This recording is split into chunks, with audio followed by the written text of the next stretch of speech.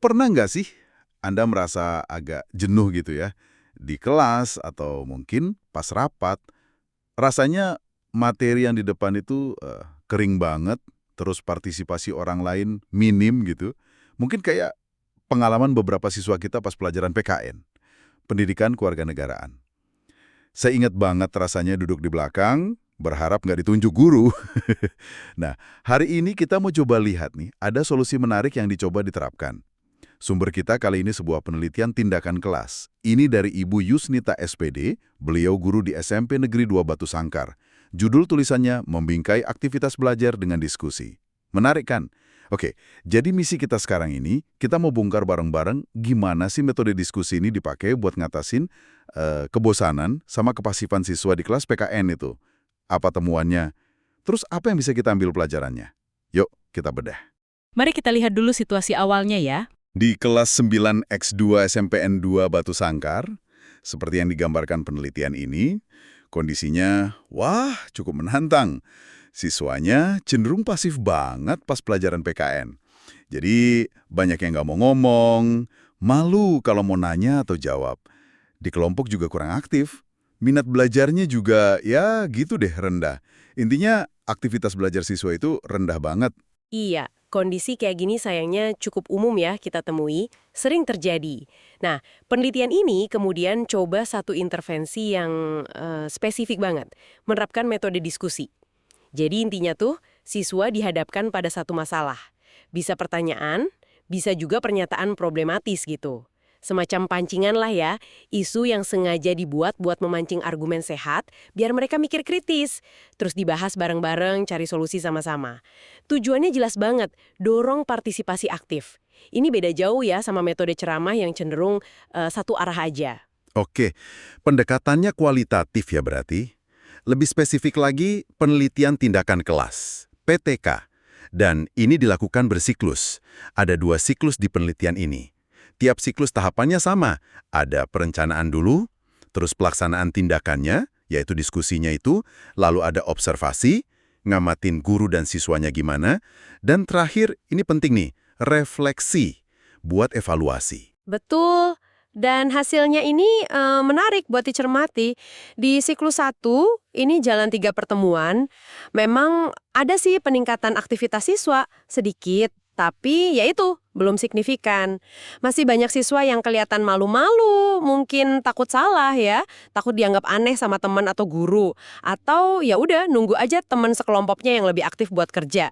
Angka-angkanya juga nunjukin itu. Aktivitas kayak ngajuin pendapat atau jawab pertanyaan, rata-ratanya masih di bawah 50%. Di bawah 50% ya? Itu kayaknya rendah banget ya? Iya, contohnya mengemukakan pendapat itu rata-ratanya cuma 43%. Terus menjawab pertanyaan 49%. Jadi, ya, belum optimal. Oke.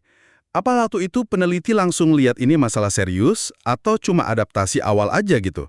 Kan metode baru. Pertanyaan bagus itu, refleksi peneliti di akhir siklus 1 emang nyimpulin kalau kepasifan ini bukan cuma adaptasi, tapi udah jadi pola yang perlu diintervensi lebih lanjut. Observasi nunjukin rasa malu, takut salah, itu kok kayaknya persisten ya. Makanya, wah ini perlu ada penyesuaian strategi lagi nih yang lebih nendang gitu buat siklus 2. Nah, ini dia nih, bagian yang kayaknya jadi kunci ya. Berdasarkan refleksi tadi, peneliti bikin penyesuaian buat siklus 2. Apa aja tuh? Pertama, anggota kelompoknya dirombak, dicampur gitu, yang aktif sama yang pasif. Biar saling memotivasi ya. Betul. Terus yang kedua, ini menarik banget. Dikasih reward, penghargaan nyata dan langsung. Bentuknya sederhana aja, kertas warna-warni bentuk bintang, atau bahkan permen. Dikasih ke siswa atau kelompok yang aktif.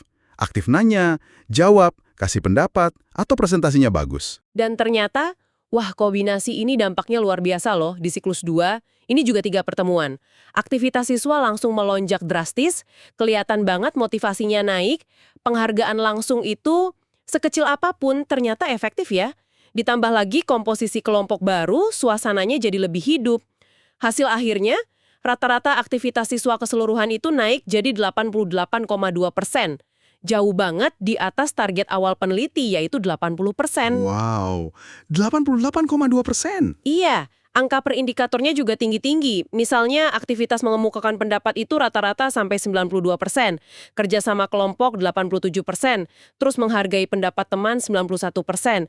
Luar biasa kan? Cuma dengan penyesuaian yang relatif simpel. Jadi kalau kita tarik benang merahnya nih, kunci suksesnya apa dong?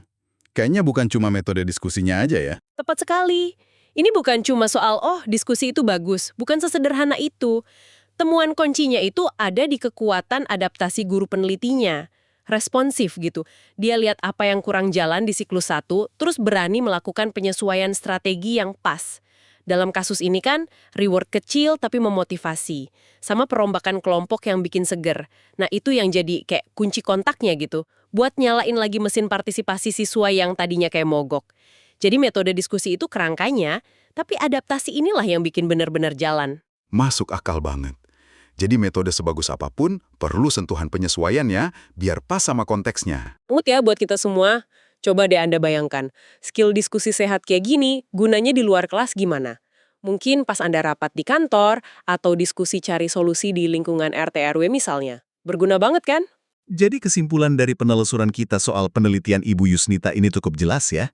Metode diskusi, apalagi kalau ditambah strategi motivasi yang pas dan adaptif, itu terbukti ampuh banget buat menghidupkan lagi semangat belajar siswa.